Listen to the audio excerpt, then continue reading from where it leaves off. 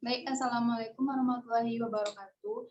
Kami dari kelompok 8 akan mempresentasikan hasil diskusi kami, yaitu mengenai kenaikan pangkat pegawai negeri. Untuk materi pertama akan dibacakan oleh Zaki. Kepada Zaki, kita persilakan. Baik, terima kasih moderator. Saya akan menyampaikan materi yang pertama, yaitu kenaikan pangkat pegawai negeri atau tenaga kependidikan guru dan non-guru. Tujuan pendidikan nasional terdapat dalam bab 2 pasal 4 Undang-Undang Nomor 20 Tahun 2003 yang berbunyi, pendidikan adalah usaha sadar dan berencana untuk mewujudkan suasana belajar dan proses pembelajaran agar peserta didik secara aktif mengembangkan potensi dirinya untuk memiliki kekuatan spiritual keagamaan, pengendalian diri, kepribadian, kecerdasan, akhlak mulia, serta keterampilan yang diperlukan dirinya, masyarakat, bangsa, dan negara. Dan kenaikan pangkat. Pangkat adalah kedudukan yang menunjukkan tingkat seseorang pegawai negeri sipil berdasarkan jabatannya dalam rangkaian susunan kepegawaian dan digunakan sebagai dasar penggajian.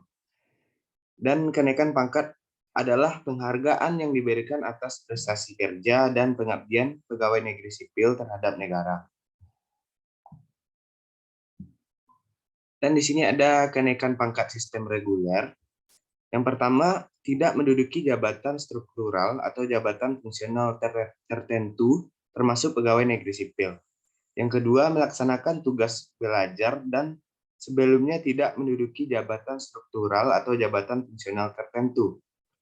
Dan juga dipekerjakan atau diperbantukan secara penuh di luar instansi induk dan tidak menduduki jabatan pimpinan. Yang keempat, kenaikan pangkat reguler diberikan sepanjang tidak melampaui pangkat atasan dan setelah memenuhi syarat-syarat.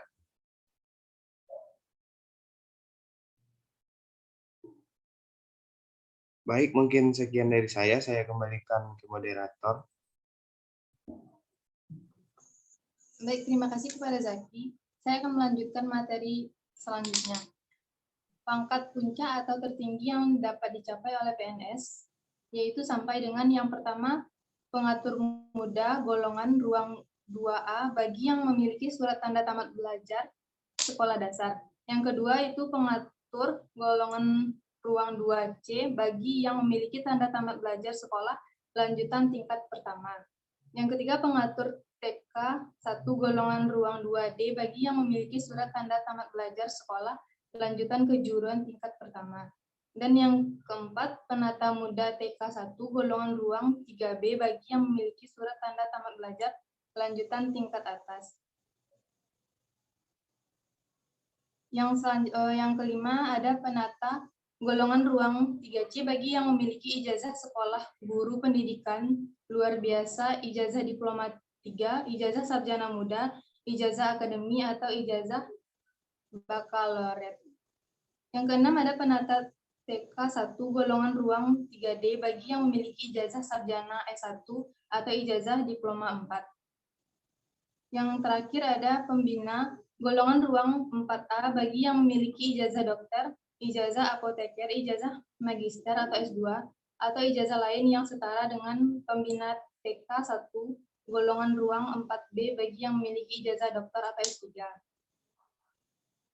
Kenaikan pangkat pilihan. Yang pertama menduduki jabatan struktural atau jabatan fungsional tertentu.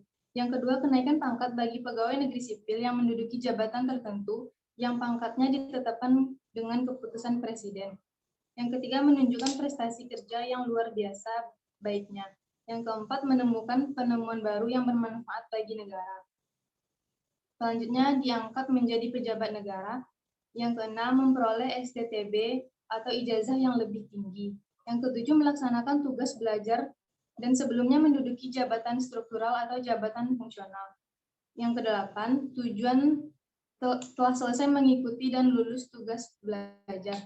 Kesembilan, dipekerjakan atau diperbantukan secara penuh di luar instansi induk yang pangkatnya dalam jabatan pimpinan atau jabatan fungsional tertentu. Yang terakhir ada kenaikan, maksudnya yang D ada kenaikan pangkat anumerta. Kenaikan pangkat anumerta adalah kenaikan pangkat yang diberikan kepada PNS yang dinyatakan tewas, artinya meninggal dunia dalam arena menjalankan tugas atau kewajibannya. Untuk menghargai keadaan tersebut, pemerintah memberikan kenaikan pangkat setingkat lebih tinggi dari pangkat yang dimilikinya, yang berlaku mulai tanggal PNS yang bersangkutan tewas, atau artinya tidak mengikuti masa kenaikan pangkat sebagaimana tersebut dalam alinea di atas ini. Terakhir yaitu ada kenaikan pangkat pengabdian.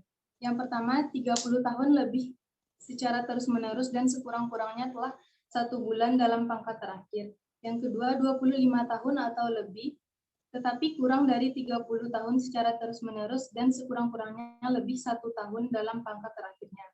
Yang ketiga, 20 tahun atau lebih, tetapi kurang dari 25 tahun secara terus-menerus dan sekurang-kurangnya telah 2 tahun dalam pangkat terakhir. Baiklah, itulah materi dari kelompok 8. Jika ada kata-kata yang salah, mohon dimaafkan. Saya sebagai moderator mengakhiri presentasi kami. Assalamualaikum warahmatullahi wabarakatuh.